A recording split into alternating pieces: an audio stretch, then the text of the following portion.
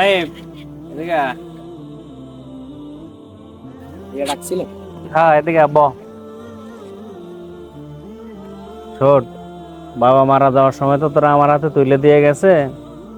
দেশের পরিস্থিতি তো ভালো না বুঝছো, পোলাপান বিভিন্ন পেতনা পেশাদের ভিতরে জড়ায় গেছে। এই চলাফেরার ক্ষেত্রে একটু সাবধান হয়ে চলিস, আল্লাহ কথা মাইনে চলিস। বাবা মারা গেছে, আমরা সবাই তো মরতে হইব তাই না? বিভিন্ন খারাপ আজে বাজে বন্ধু বান্ধবের সাথে হাঁটবি না, কোনো ধরনের নেশাখোরদের সাথে হাঁটবি না, চলবি না।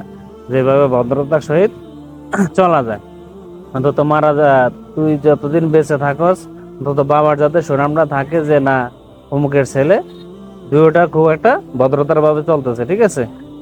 কোনো ধরনের কোনো অকারেন্স করবি না, কেউ যাতে কোনো খারাপ ধরনের খারাপ কথা না বলতে পারে, ঠিক আছে? 5 ওয়াক্ত রোজা নামাজ করবি, আল্লাহ বিল্লাহ করবি।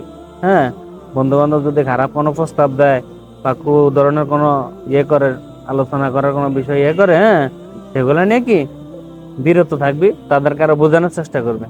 ঠিক আছে, এভাবে চলিস, চলাফেরা করিস, ঠিক আছে? হ্যাঁ, মান সম্মান নষ্ট করিস না। জি ভাই, আসসালামু আলাইকুম।